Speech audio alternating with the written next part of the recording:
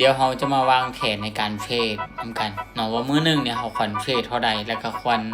วางเป้าหมายแบบใดในการเทรดสำหรับมื้อนี้เดี๋ยวจะมาลองเทรดให้เบิ่งเนาะสำหรับงบที่ต้นทุนที่เราจะเอามามื้อนี้ก็คือเป็นงบ15เหรียญและงบ15เหรียญเนี่ยหลายคนสามารถจับต้องได้หลายคนเนี่ยสามารถเอาไปเฮ็ดตามได้ฉะนั้นมื้อนี้จึงงบ15เหรียญนี้มาให้เบิ่งเนาะเดี๋ยวเรามาเบิ่งนำกันคนเอาว่าในงบ15เหรียญนี้เราจะบริหารจังใดเนาะคนเนาะให้เฮานี่สามารถได้ตามเป้าเนาะคนเนาะหลักๆในการเทรดเนาะคนเนาะแม้ให้เฮานี่เบิ่งลักษณะของตลาดก่อนเนาะว่าลักษณะของตลาดเป็นแนวโน้มขาลงแบบนี้เฮาควรเฮ็ดแบบใดและตลาดไซด์เวย์แบบนี้เนาะเฮาควรจะเฮ็ดแบบใดคนเนาะเดี๋ยวเรารอ5ในออเดอร์หน้าเนาะคนเนาะเพราะว่าปัจจุบันนี้ก็อยู่ที่14-15เนาะวิเนาะคนเนาะเดี๋ยวรอเบิ่งในออเดอร์ต่อไปคนเนาะ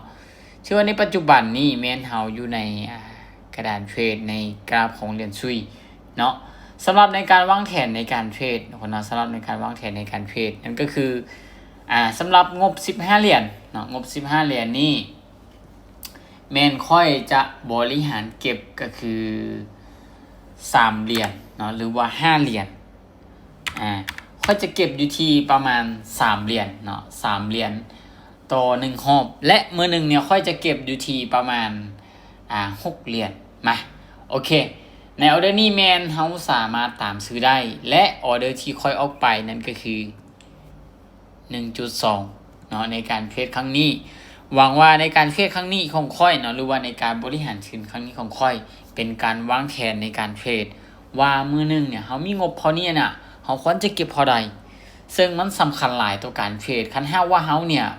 บ่สามารถวางแผนให้กับตนเองได้แสดงว่าในการเทรดของเฮานี่มันก็จะยากที่จะประสบผลสำเร็จมันยากที่จะสามารถสร้างกำไรจากตลาดได้เนาะฉะนั้นเฮาวางแผนไว้แล้วเฮาควรเฮ็ดตามแบบแผน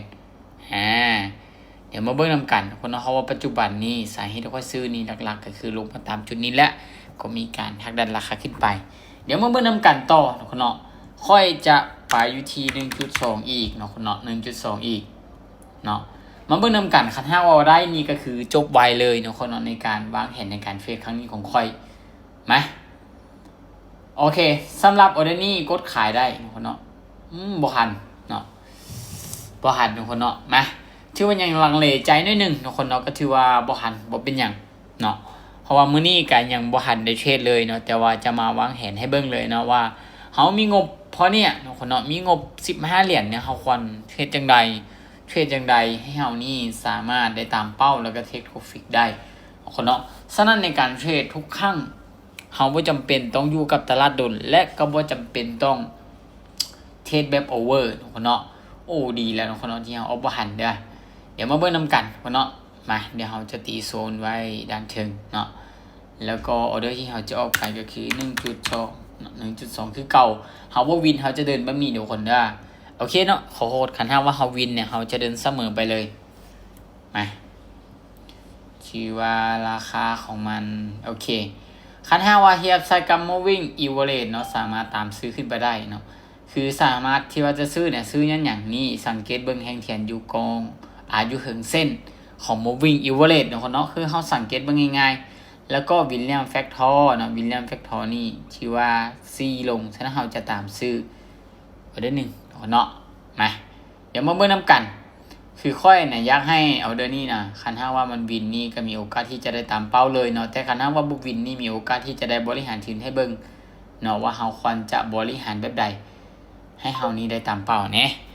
โอเคเนาะเชื่อว่าวินเนาะคนเนาะอันนี้เป็นตามไปที่ค่อยต้องการเป๊ะเลยเนาะบ่วินปุ๊บนี่ออเดอร์ต่อไปนี่ค่อยจะไปแบบใดไป 2.5 เนาะไป 2.5 เลยเนาะแล้วบ่วินเด้ไม้ต่อไปนี่เฮาไปได้อีกออเดอร์1แต่บ่วิน3ออเดอร์นี้แม่นหยุดเลยเนาะแต่หลักๆเนี่ยค่อยเนาะค่อยบ่ให้เกิน3ออเดอร์3ออเดอร์ก็คือตั้งเป้าได้เป้าเสียให้กับตัวเองเลยออเดอร์นี้ซื้ออีกครั้งนึงเนาะซื้ออีกครั้งนึงเด้อเนื่องจากว่าในลักษณะของตลาดเนาะลักษณะของตลาดที่ว่าในปัจจุบันเนี่ยตามที่เฮาสังเกตเห็นเนี่ยแฮงเทียนเนี่ยบ่ได้ลงมาหลายและสามารถขึ้นไปฮักโตได้ซึ่งเฮาสังเกตจากไสสังเกตจากอดีตของมัน ลงมา3แดงแล้วก็ขึ้นไปในจุดนี้ขึ้นไป3เขียวแล้วก็ลงมาและในออเดอร์นี้เป็น3แดงอีกครั้งนึงและเราได้ทำการซื้อขึ้นไปซึ่งที่เรามาเบิ่งนำกันคนเนาะว่ามันสามารถขึ้นได้บ่สวยวินเนาะคนเนาะชื่อว่าวินมาแล้วเนาะคนเนาะปัจจุบันนี้เด้เราได้กำไรเท่าใดกำไรได้ที่2.3เนาะแสดงว่าเรายังไปได้อีกไม่หนึ่งเนาะในการตั้งเป้าหมายของเราเนาะคนเนาะเดี๋ยวเบิ่งนำกันดีๆเด้อ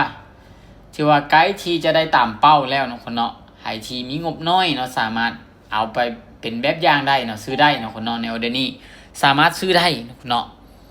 เนื่องจากว่าอย่างเนาะคนเนาะเพราะว่าสังเกตเบิ่งตลาดในปัจจุบันนี้กำลังที่จะปรับตัวขึ้นไปนี้เป็นส่วนหลายเนาะเป็นส่วนหลายจึงเลือกที่จะตามซื้อขึ้นไปเนาะเดี๋ยวมาเบิ่งนำกันเนาะคนเด้อสามารถขึ้นไปได้บ่เนาะคนเนาะถ้าว่าตามที่สังเกตตลาดในปัจจุบันนี้ ให้ย้ำที่จะหักดันราคาขึ้นไปเป็นส่วนหลายฉะนั้นเขาจึงตามซื้อวินงามๆคนเนาะและมาเบิ่งปัจจุบันนี้เขาได้ตามเป้าบ่ได้ตามเป้าเท่าที่เขาตั้งไว้เป๊ะๆเลยคนเนาะบ่ได้นอกเหนือจากนี้แต่อันนี้เป็นงบที่ว่าต่ำแฮงเนาะคนเนาะที่ไม่เฮ็ดให้เบิ่งซึ่งเมื่อหนึ่งเนาะค่อยวางแผนไว้ว่าในงบ15เหรียญเนี่ยค่อยตั้งเป้าไว้ที่5เหรียญต่อมื้อแต่คันหาว่าเฮาคิดลงเบิ่งคิดตามข้อลงเบิ่งคันหาว่าเฮาเฮ็ดได้5เหรียญเนี่ยเดือนนึงนี่เจ้าจะได้เท่าใดอันนี้คือเฮาต้องมีวินัยแล้วก็วางแผนให้กับตัวเองนี่แบบชัดเจนเนาะและถามว่าอีก2เหรียญเด้ค่อยเข้าก็ได้แต่ค่อยเลือกที่จะเฮ็ดตามวินัยหรือแบบแผนของค่อยคือค่อยจะเข้าในช่วงถัดไปเนาะฉะนั้นในการเทรดครั้งนี้ที่ว่าสามารถเทรดสร้างกำไรได้ถือว่าสามารถเฮ็ดตามแบบแผนของเขาเป๊ะๆฉะนั้นใครที่อยากจะเทรดมีกำไรค่อยแนะนำว่าเจ้าเนี่ยบ่ต้องตั้งเป้าสูงหลายจนเกินไปและเวลาที่เจ้าตั้งเป้าสูงเนี่ยจะเฮ็ดให้เจ้าอยู่กับตลาดดนและยิ่งอยู่กับตลาดดนความเสี่ยงมันยังสูงฉะนั้นควรมีเป้าให้กับตัวเองแบบชัดเจนและเฮ็ดไปตามเป้าวางแผนไปตามเป้าแล้วก็เฮ็ดตามแผนเป๊ะๆทุกอย่างสามารถเห็นได้แน่นอนเนาะสำหรับคลิปนี้หวังว่าจะเป็นแนวให้กับหลายๆคนที่อยากจะตั้งเป้าหมายในการเทรดว่ามื้อนึงเขาควรเฮ็ดแบบใดและเสียจากเหรียญเนาะสำหรับการเดินเงินก็อาจจะเดิน1.2 บ่วินไป 2.5 บ่วินไป 4.5 ประมาณนี้เนาะเสีย3ไม้แม่นหยุดก่อนหายใน1มื้อหรือคันว่าได้ตามเป้าแล้วก็ต้องหยุดก่อนเนาะสำหรับคลิปนี้